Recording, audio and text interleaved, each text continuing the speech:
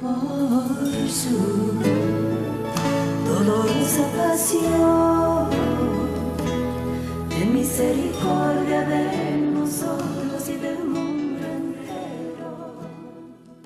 Hola hermanos, el día de hoy, 11 de abril del 2021, es segundo domingo de Pascua, domingo de la Divina Misericordia. Se nos termina la octava de Pascua, lo que hemos celebrado toda esta semana, desde el domingo de Resurrección hasta este segundo domingo, como un solo día, pues un solo domingo, pues ahora se concluye, ¿no? Evidente continuará todavía el tiempo de la Pascua, pero la octava como tal ya termina el día de hoy. Ayer hemos concluido también la novena a la Divina Misericordia. Hoy pues es la fiesta de la Divina Misericordia. Yo les recomiendo, hombre, cántenla, recen la coronilla de la Divina Misericordia. Todos los días nosotros lo hemos estado haciendo durante la novena, pero la práctica es personal, la práctica pues, sirve también comunitaria sin duda, pero esta devoción es preciosa, óiganme, para que por su dolorosa pasión, claro, el Señor tenga misericordia de nosotros, porque este mundo nuestro realmente está, perdonen la expresión, pero está patas arriba, oigan, y necesitamos de la misericordia de Dios para comprender, para conocer mejor cuál es el proyecto de Él. Pero vamos a las lecturas porque si no ya saben que este servidor de ustedes se alarga mucho y entonces la cosa se pone un poco complicada. Bueno, vamos, porque yo quisiera hablar de Santa Faustina Kowalska y quisiera hablarles de la devoción a la Divina Misericordia, que vamos, apenas lleva un siglo, menos de un siglo. O sea que por lo tanto es una devoción que ha crecido muchísimo, muchísimo y ha hecho tantísimo bien. Entonces, de hecho, vamos a cumplir apenas 100 años en algunos años más adelante, ¿no? Entonces, por eso es que tenemos que ser conscientes del valor de esta devoción y cuánto bien ha hecho. Así que, bueno, hablaremos de eso en otra ocasión. Lecturas. Primera lectura, una de las síntesis del libro de los Hechos de los Apóstoles. Capítulo 4, versículos del 32 al 35.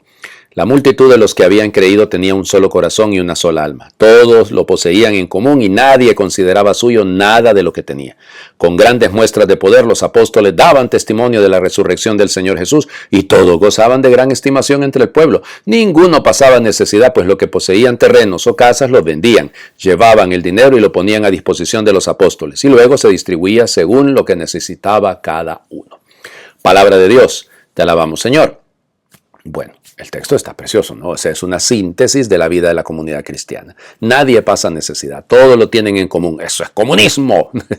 Ay, el comunismo es ateo. Ustedes ni se metan en ese problema porque aquí no es un asunto ideológico, es un asunto de que el evangelio tiene repercusiones comunitarias, que el testimonio de los apóstoles provoca que el pueblo los considere bien, los que tengan una buena opinión de ellos, que gocen, como dice esta traducción, de estimación en el pueblo. Perfecto. Nosotros evidentemente tenemos que no aspirar a eso, porque no es buscar que nos estimen, que nos reconozcan, que nos valoren, no, pero es que por nuestra actitud fraterna, la solidaridad, la fraternidad garantiza que esta es la iglesia del Señor Jesús, que esta es la iglesia que ha fundado Él, que esta es la iglesia fundada sobre los apóstoles. Pues apostólica, ¿no? Entonces, más allá de pensar únicamente que tenemos los dogmas de fe, que tenemos la doctrina tal cual, que eso es cierto, pero realmente miren cómo se aman. O sea, ese es el tema, ¿no? Que haya este deseo de que cada uno de nosotros refleje muy bien el sentido solidario, el sentido de comunidad. Se lee este texto porque, lógico, en el Evangelio vamos a hablar de un problema comunitario, ¿ya? De uno que no cree. Y entonces, ¿cómo la comunidad es paciente hasta esperar que llegue al encuentro con el Señor para que crea? Entonces, por eso el valor de la comunidad. Es decir, no es solamente un asunto de justa distribución de los bienes, no es un asunto de ética social, lo es, ¿no? Pero es mucho más que eso. Está a la raíz, más bien como una consecuencia de nuestra fe. Segunda lectura. Leemos, fíjense, la primera carta del apóstol San Juan. La primera carta se lee mucho durante el tiempo de la Navidad. Pero ahora la leemos en este caso, capítulo 5, versículos del 1 al 6. Queridos hermanos, todo el que cree que Jesús es el Mesías ha nacido de Dios. Todo el que ama a un padre ama también a los hijos de éste. Conocemos que amamos a los hijos de Dios en que amamos a Dios y cumplimos sus mandamientos, pues el amor de Dios consiste en que cumplamos sus preceptos. Y sus mandamientos no son pesados, porque todo el que ha nacido de Dios vence al mundo. Y nuestra fe es la que nos ha dado la victoria sobre el mundo. Porque, ¿quién es el que vence al mundo? Solo el que cree que Jesús es el Hijo de Dios. Jesucristo es el que se manifestó por medio del agua y de la sangre. Él vino, no solo con agua, sino con agua y con sangre. Y el Espíritu es el que da testimonio, porque el Espíritu es la verdad. Palabra de Dios. Te alabamos, Señor. Una vez más la fraternidad. Quien ama a un padre, ama a los hijos de este. Muy bien, la vida comunitaria, en esto conocemos que somos hijos de Dios, en que amamos a Dios y amamos, lógicamente, a nuestros hermanos porque cumplimos con los mandamientos. Noten, esa es la reiteración de los temas de la primera carta del apóstol San Juan, pero aquí viene el asunto. Este mandamiento consiste en creer en el Hijo de Dios, creer en aquel. Y que no son pesados los mandamientos. Hay gente que piensa que es una camisa de fuerza, que me priva de mi libertad, que me coarta mi libertad. Al contrario, te ayuda a vivir de manera libre. Cumplir los mandamientos de Dios es eso. Y por eso, el que cree en el Hijo de Dios, una comunidad que enseña a creer en el Hijo de Dios, es una comunidad que enseña a vivir los mandamientos, una familia que enseña a vivir los mandamientos. Y luego aparecen los 3 testigos, que son propios del Evangelio de Juan, ¿no? El agua, bautismo. Sangre, Eucaristía, Espíritu. La confirmación podríamos llamar, no piensen, eso es para hablar de los 3 sacramentos de la iniciación cristiana. Por eso, normalmente, es una recomendación, evidentemente la pandemia puede ponernos algunas dificultades frente a esto, pero deberían de ser los sacramentos recibidos durante el tiempo de la Pascua. O sea, normalmente a mí me gusta, prefiero siempre hacer, por ejemplo, el sacramento de la Eucaristía, la iniciación a la vida eucarística, alrededor de la fiesta del Corpus Christi, para que haya una memoria de que ese fue el momento en el que iniciaron nuestros hermanitos la vida eucarística, ¿no? Pero normalmente los sacramentos, la confirmación y demás, el bautismo es un sacramento meramente pascual. Son los sacramentos de la iniciación que normalmente se pueden celebrar al mismo tiempo. Agua, sangre, espíritu. El Evangelio. Bueno, habíamos dejado la semana pasada el problema de que Pedro y Juan corrieron al sepulcro, no encontraron, vieron por allá las vendas, el sudario dobladito, y ahora, ¿qué sigue después? Juan, capítulo 20, versículos del 19 al 31. Al anochecer del día de la resurrección, estando cerradas las puertas de la casa donde se hallaban los discípulos por miedo a los judíos, se presentó Jesús en medio de ellos y les dijo: «La paz esté con ustedes». Dicho esto, les mostró las manos y el costado. Cuando los discípulos vieron al Señor, se llenaron de alegría. De nuevo les dijo Jesús: «La paz esté con ustedes. Como el Padre me ha enviado, así también los envío yo». Después de decir esto, sopló sobre ellos y les dijo: «Reciban al Espíritu Santo. A los que les perdonen los pecados les quedan perdonados, y a los que no se los perdonen les quedarán sin perdonar». Tomás, uno de los 12, a quien llamaban el gemelo, no estaba con ellos cuando vino Jesús, y los otros discípulos le decían: «Hemos visto al Señor». Pero él les contestó: «Si no veo en sus manos la señal de los clavos, y si no meto mi dedo en los agujeros de los clavos, y no meto mi mano en su costado, no creeré». 8 días después, estaban reunidos los discípulos a puerta cerrada y Tomás estaba con ellos.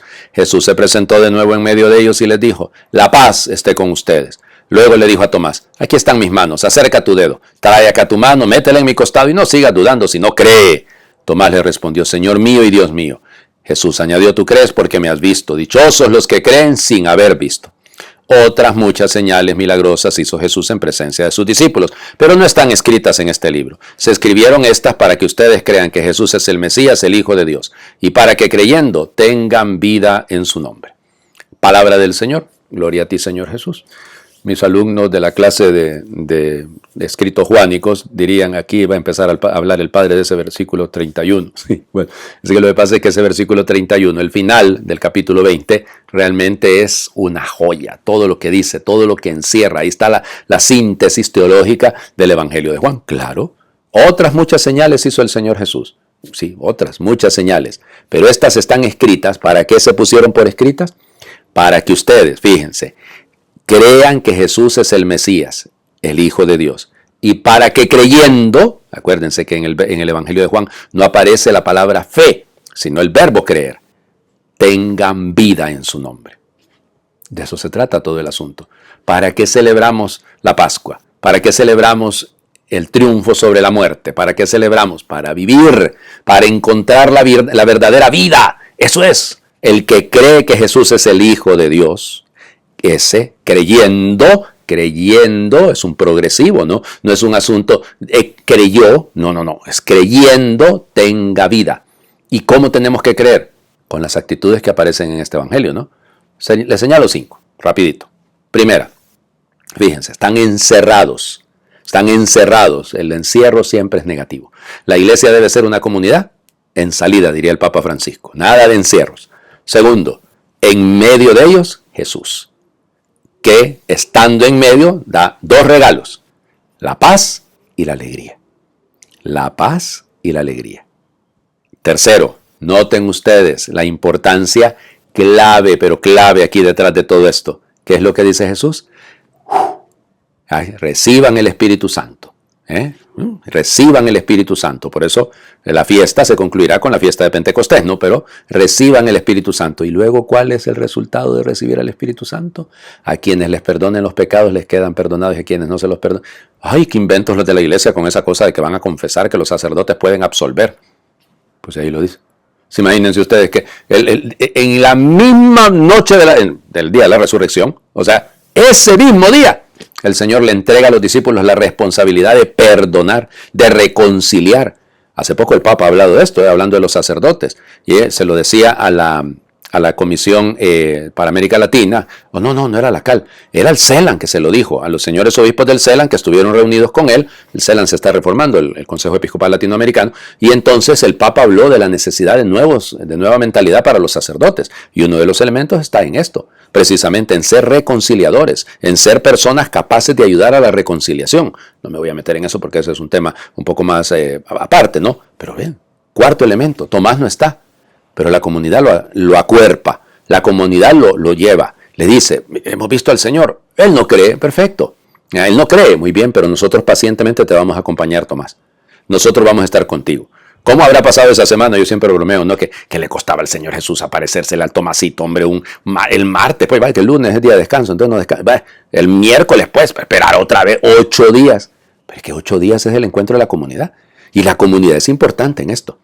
Y quinto, elemento muy fundamental, ¿no? ¿Ya lo notaron? Aquí Jesús muestra sus manos y su costado, no muestra los pies. En el evangelio que hemos leído anteayer, por ejemplo, muestra las manos y los pies. Aquí muestra el costado. Y es interesante esto también. No me quiero quedar ahí hablando de la teología que está detrás del asunto, pero ¿son las señas más evidentes? No las son, porque tiene que levantarse, digamos, la túnica para enseñar el costado. Así que por lo tanto es un signo todavía más profundo, ¿no? Trae aquí tu dedo, trae aquí tu mano.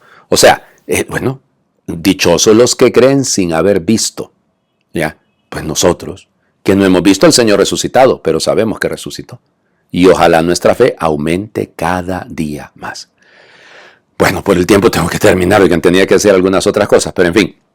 Quería hacer alguna oración sobre la Divina Misericordia, pero el mejor consejo que les doy, porque hay algunos que dicen, Padre, ¿y por qué se termina la coronilla y no hay una oración? Hay una oración opcional. Sí, hay una oración opcional, pero yo normalmente no la hago porque en el diario de Santa Faustina no dice que se deba hacer. O sea, se termina con Santo Dios, Santo Fuerte, Santo Inmortal. Es decir, no hay ninguna, se repite 3 veces, ¿no? No hay ninguna oración propia para terminar. Pero bueno, les invito ahora a hacer esta oración, es un poquito más extensa, no habla directamente de la misericordia, pero sí habla de esta experiencia del Evangelio de hoy. La mañana del domingo los discípulos estaban encerrados, sin salida. El miedo a los judíos, la traición al amigo, el fracaso del proyecto, la muerte implacable, aprietan el pecho, paralizan el cuerpo y encierran la vida como piedra de sepulcro. La mañana del domingo, los discípulos estaban encerrados sin entrada. Jesús se hizo presente y abrió de par en par el miedo a la alegría, la traición al encuentro, el fracaso a la comunidad y la muerte a la vida. La mañana del domingo, los discípulos estaban tan cerrados que nadie podía entrar, ni ellos salir de sí mismos. Jesús rompió los cerrojos de la puerta y del Espíritu. Con la luz de su resurrección se abrieron unos a otros y ante la comunidad de testigos se abrió la vida nueva, toda Jerusalén cerrada por órdenes del Sanedrín y por sellos imperiales. Amén. El Señor esté con ustedes. Les bendiga Dios, que es Padre, Hijo y Espíritu Santo, y su bendición descienda y les acompañe siempre. Por su dolorosa pasión, ten misericordia de nosotros y del mundo entero. Feliz domingo para todos.